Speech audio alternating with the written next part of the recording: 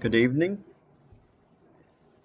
It's Tuesday following Memorial Day. I hope you had a good holiday.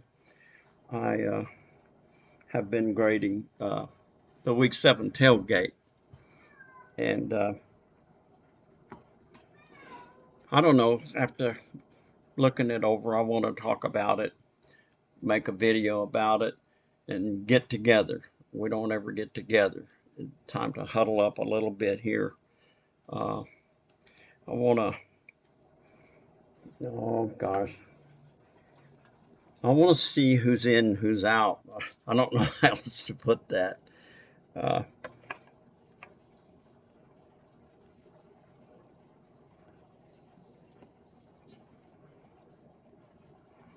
there's no such thing as passive learning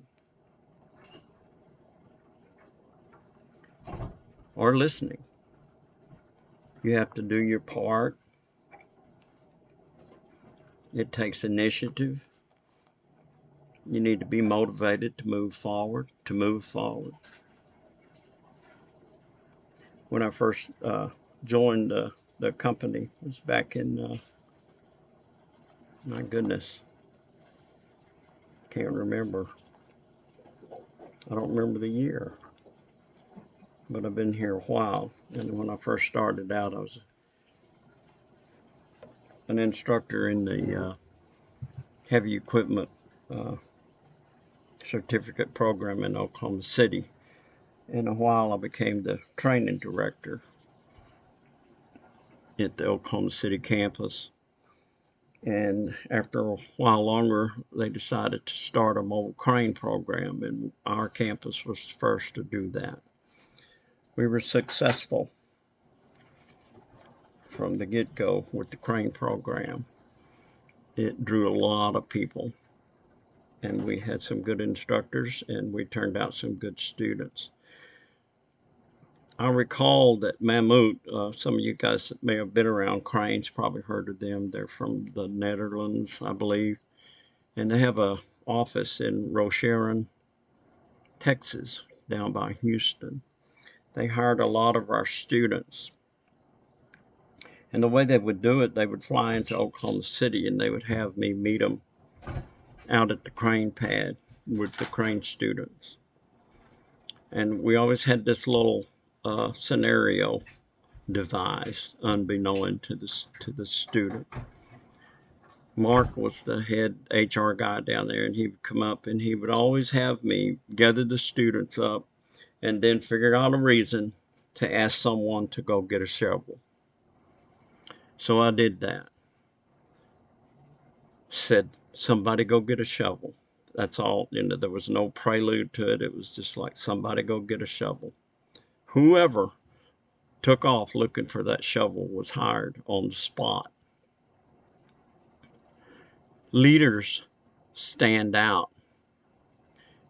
You can see they're leaders before they know they're leaders. When I was looking through the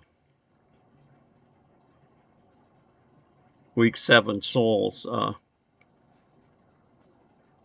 discussion on the AASHTO soil classification, I was looking through the responses, and I had given you some discussion assignments that it was seemed like I was asking you to make lemonade out of lemons.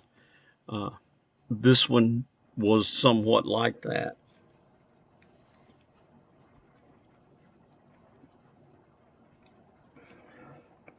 Leaders show up and they stand out. You don't have to look too hard for them. You can see them coming. Like I said, you know they're leaders before they know it.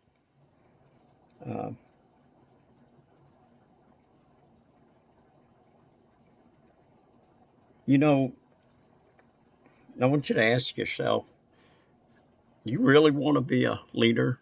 Do you really want to be in charge? Do you want to shoulder that responsibility? Do you want to suit up and show up no matter what? You need to really seriously ask yourself that. You're quite an investment you have made so far here in time and money. Whether you were here through the VA doesn't matter. You know, you had a choice. You could have went to truck driving school. I don't know. You know, you kind of had a choice. So you made one, and you signed up for the associate degree program. And it's not like a certificate program. It is different. It is a college program. It has college level courses in it. It has college level expectation. We can't be sending people out there to employers that have an associate degree and don't know what they're talking about. It is the instructor's responsibility to give you 100%. It is your responsibility to give yourself 100%. When I look at this tailgate, as you can see, I have it up on the screen. Look at the resources that you guys had, and then we're going to compare those with some responses. Hope you stay tuned on this video till we get through. Uh, you know, I can see some errors looking back on my part. Have I lowered my expectations of you? You know, uh, I think perhaps I have. When an instructor does that, usually you're going to expect a drop in the student expectations of themselves. So let's start out by looking at the resources that we had when we were asked to be in this discussion. First of all, there was instructions to watch the two videos that you see below, and I said pause when you need to. What do you think I said that for? Make notes, right? You see something you didn't catch, stop it. You have that ability, and make a note. I need to find out what this is if you don't understand it. So both videos, I picked these out there, were talking about the AASHTO soil classification system, and both were taking results of a sieve analysis, and through different processes they were coming up with a particle distribution curve by using the weights of the particles that were retained in each of the sieves that they were using, and the percent that passes through each of those sieves. They were able to calculate that. And using those results of these calculations, I'm asking you to plot a grain size distribution curve. And I said that this would be a discussion among your cohorts, and we wouldn't be asking for three posts, you know. Uh, However, I was expecting you to use formal, quality, written communication. And I wanted you to feel free to discuss anything about the videos. My only requirement is that during your discussion that you tell me and your cohorts one thing in the videos you understood and two things in the videos you did not understand. I think I kind of got that out of you, but it was like getting blood out of a turnip, it seemed like. But already I've given you a lot of fodder to talk about in these instructions before even looking at the video. In this first video right here, this fellow was a post-grad student, and he was taking you basically through the process of classification of the soil. You know, he left out a lot of the details. He did talk about percents passing. He did talk about sieve sizes and things like that, as I recall. You could have paused at any time. You could have uh, not rewound it, but you could move the little per, whatever that thing is that moves when the video's going. You could have time stamped it back or whatever. You could have went back, let it go again. That's what I have to do when I'm putting a course together based on a video. And this gal, Lorraine Cahill, I think is her name. I like the way she presented this, but she took you all, you're looking at the actual AASHTO. She had already gone through the percent passing calculations where you get the percent retained and the cumulative percent retained, and then you subtract that from 100 at each sieve. You know, she talked about all of that. She showed you the importance of the number 200 sieve, what it did, and she went ahead and followed through with pulling up the AASHTO chart, the AASHTO soil classification chart, and showed you that I think that she had underlined that 35% under general classification, and that I think it was this video that she showed you. We could forget about all of these fine silt clay materials over here. I believe that's what happened in here. But anyway, she gave you a ton of information. I don't want to go through the student by student, name by name. I don't, it wouldn't bother, it doesn't bother me to call a student out, you know. It's just that we don't need to do that here. I want to see, since we talked about this, we can all agree, I'm telling you, we can agree that you had a lot of information before you watched one video right here. You knew what this was going to be about, you know. You could have took down some notes. You could have prepared for this discussion. And there, one or two did, as you will see. Let me see where that is. I'm not sure. Let's see if I got it hidden. Here, this one. This is what I want, I think.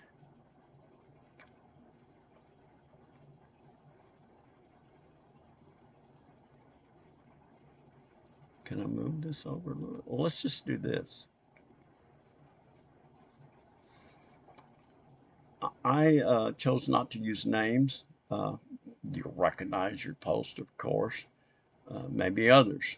But I decided, nah, I put my couple of posts in here as instructor.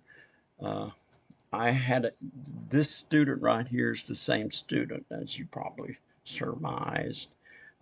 This student 4, I think, is in here twice. Maybe not. Anyway, we have a 5, and we have a student 2 who's in here a couple of times, and I appreciate that. But I want to go down through here, and I want to talk about student 1 a little bit more. He probably, not that he posted the most, but I want you to notice what he or she was doing. I don't know why I said she. I don't think we have any she's in here, but it doesn't matter. He's told me, first of all, that he was kind of understanding the sieve process and determining particle size, but he's having trouble and was confused on where the liquid limit and the plastic limit numbers come from. Where do you get those? So later on, I told him that, and you all, that they come from lab tests. You know, the Casagrande, the some other kind of tests where they can determine liquid limit and plastic limit, and of course you would be using the plasticity index, and you get that. This will all be coming in week 8 and week 9. So we were a little ahead of the game, but I gave you some things to work with here, some things to talk about. So his first post was he didn't understand that he was confused on where they came from. So he didn't know really what they meant, but he kind of had a grasp of the sieve analysis. Student 2 agreed with him, and I redacted his name, the student one, that the plastic numbers also confuse me with this as well. I don't know what this is for sure, you know. Like what if he'd have said, by this I mean, how could he have clarified himself? So student number one came back at us again after apparently he had done some research and he'd found a video online, and it shows one of the tests for determining the liquid limit.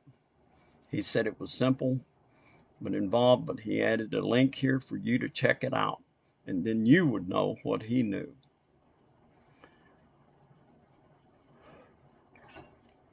So I stuck in here. The Atterberg limits are used extensively in week 8 and week 9.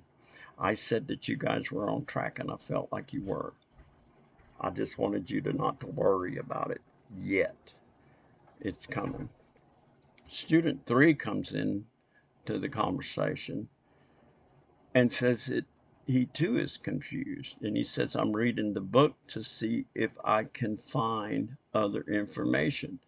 And let's go through here and see if we can find the information that he found by going back through the book. Well, he decided that the AASHTO classification has great information, but he didn't tell us what that information was. He didn't take the time to try to help us out a little bit. He didn't contribute to the learning community. He just went on and said that the AASHTO classification has great information, but he wouldn't tell us. He wouldn't tell us because he didn't know what that information was. Or he would have told us if he was interested, if he cared, he would have told us if he was wanting to be a leader, I think. I know this sounds terrible and I'm being a little judgmental here, but he said he was going to find some information, but he didn't. If he did, he kept it to himself. Okay, I don't think we've heard from student 4 before. No. So student 4 comes in. This is what I said. The liquid limit and plastic limit are obtained from laboratory analysis. It is their use that is important. In other words, what do we do with these is important. And it says, notice in the video where Ms. Cahill is using the liquid limit and the plastic limit to rule out certain groups when using the AASHTO chart. You didn't get that, you could have got it. It was there for the getting, but you didn't get it because I hear everybody being confused about it, but nobody took the trouble to take advantage of the resources. I hope I get some really nasty emails now. I hope you take this with a grain of salt and move on. Student 4, how exactly do we calculate the percent passing through each sieve based on the weights of particles retained? And what specific criteria does the AASHTO system use to classify soils based on their grain size distribution curves? This same student this is exactly what I was asking for. He gave me 2 things he didn't know. And actually, if I would have had the room, this guy posted, and I kind of criticized him for being off target here, but I got to reading what he had posted. It had 436 words in it, and it really kind of angered me, and I kind of was, I guess, a little bit hard on student number 4. And yeah, I apologize for that because after I started reading it, he had put in there what he did understand, and I overlooked it because I was so down on him for putting in things that I said was beyond the scope of the program. They were relative to what we were talking about. It was just a bit much, and it wasn't cited, And I don't think it was all his work. I think that it came from another source, and I said that's okay as long as you don't copy paste and that you cite the source. That's real important for legal reasons, and it's a school requirement. You can use an article as a resource or whatever as long as you cite it. Now then, so he put forth some effort here. Though I didn't like, I kind of in my mind thought that he was copying and pasting because it was a really constructive piece of work after I started reading it, but I found it in Chegg. And it's okay to use Chegg if you've never used it. It costs a little money, I think, but it has some real good stuff in there. And that's all we needed to do was to, one, cite the content and not claim it. And by not saying anything, you're claiming it. And you can't do that. And two, go through it and pick out what was the most relevant rather than making us read 436 words. Not of unusable, but just hard to understand stuff. So I didn't damage him too bad on his score. So I'm glad I didn't. Here comes number 3 again. What did he say before? It says it seems a little confusing to me also. I'm reading the, oh yeah, that's guy gonna to get more information. Well, he did. He just read it, I guess, and said the classification, the AASHTO classification has great information. Student 2 is back. Let's see what student 2 has said.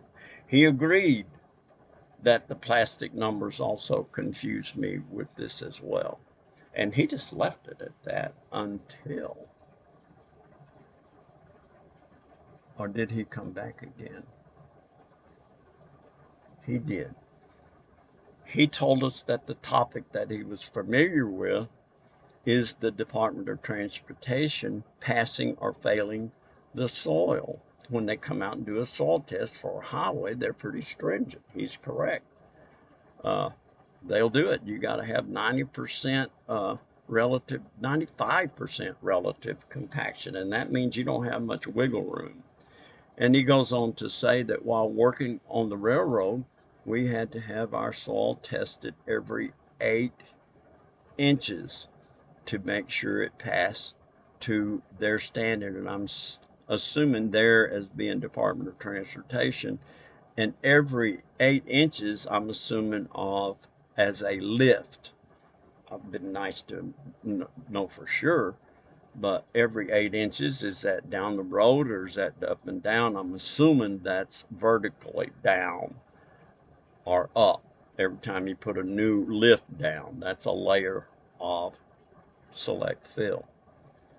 We were only getting checked on compaction and moisture at the time.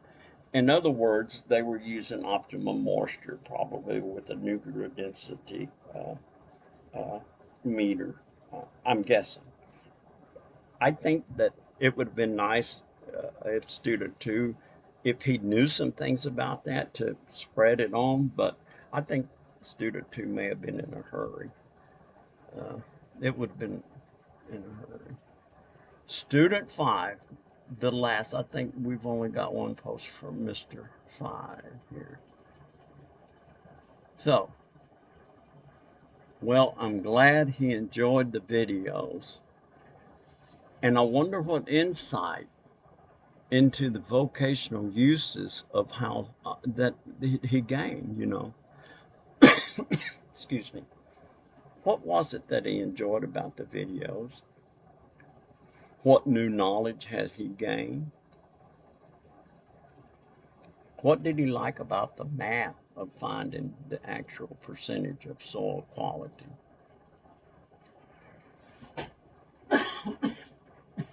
Again, excuse me. A drink of water is in order.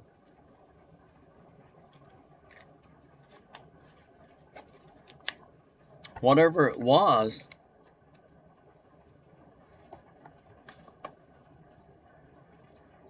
he felt it to be very relevant. I wonder what made him feel that way. What made you feel that way, student 5? He said he didn't truly understand the graduation. I think that would be gradation, but that's okay. I don't hold that against anybody, the gradation curve, however, and I'm sure he's talking about the grain size particle distribution curve. I don't fault him for accurately putting that down at all. I know what he's talking about. So that's something he didn't understand. I feel like that is the most important part of the operation in the video. If you don't understand it, what makes you feel that way? What makes you feel that's the most important part of the operation that was in the video? Well, he said it showed him looking at each soil classification during the AASHTO practice questions. I don't remember those. And eliminating them, but I couldn't understand how he was coming to that decision. I'm not sure, but I think he's talking about looking at the AASHTO chart. And he may be talking about the video where, oh my gosh, have I lost everything? I think he's talking about the video of the postgraduate guy talking about the AASHTO chart. And the only reason I feel that way, I don't know why I feel that way. Oh, I couldn't understand how he was coming to what decision. I guess the classification. Well, I appreciate you putting in there what you don't understand because I asked you to. Student number 5 goes on to say that I feel as though I need to practice on the gradation curves more, finding exactly how to put my data. I agree with you. I also feel like you, among others, could have put a little extra time in here and could have been able to contribute a little bit more to this discussion. I told you a while back in this deal where I was interested in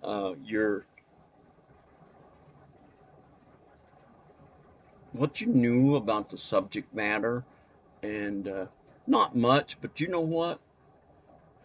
Just on the surface, I can see why you didn't know much. But just scratch that surface a little bit. Put in a little extra time, and you probably could know a great deal more. Look at this one more time. This is all information pertaining to the AASHTO soil classification up here. This is all information pertaining to the AASHTO soil classification in this video. This is all information pertaining to the AASHTO soil classification in this video here too. So I'm going to try to put this, well, we'll see what happens to it. Hopefully it'll come up in an announcement so everybody can see the video at your leisure. Who's the leader here? Who kept coming back and coming back not empty-handed? Who's the leader here? The foreman, the superintendent, or the construction owner is going to see the leaders. And if you want to be one, you're going to have to make yourself visible. He will notice, or she will notice, who the leaders are. Your knowledge will be useful, but it's going to be you that makes the difference. Well, I've taken enough of your time, and time on the other hand is something you have little of. I understand that. Ask yourself again what you're doing with it. Remember my little saying, it's not how much you say, it's what you say that makes a difference. I may have forgotten some things I wanted to put in here. I made a few notes. I don't. I don't think there's anything else need talking about. Uh, this point on, I want you to make lemonade out of lemons. We're going into week 8 here pretty soon. Uh, it's going to go deeper into the classification. All of these questions that you're wondering about are going to be answered through the module 8. 7 and 8 are kind of joined at the hip on purpose. That's why I said you were on track. If I'm disappointed in anything, it's your willingness to do what you say you're going to do. Go read, go get some information, and bring it back to us. I want you to contribute to the learning environment. And I want to see if I can find that here. Before you go, and don't say, oh, heck, I want to move this. Well, I'm not going to get to. It's going to get me if I keep fooling around with it. I can tell. Let's see if I can find it. Let me get lucky one more time.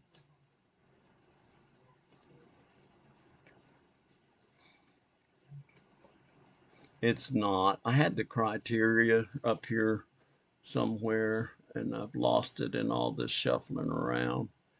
The criteria that we went over before to, I'm not going to find it, about contributing to the learning environment. Remember what I said. Uh, it takes us both. It takes you. It takes your motivation. I could only do so much. I have to continually work on the way I present material, and so I go back and look at my videos, and I say, "Oh my goodness, I could have done a much better job than that." And I'll continue to try to improve my end of the spectrum, and hopefully you can do the same.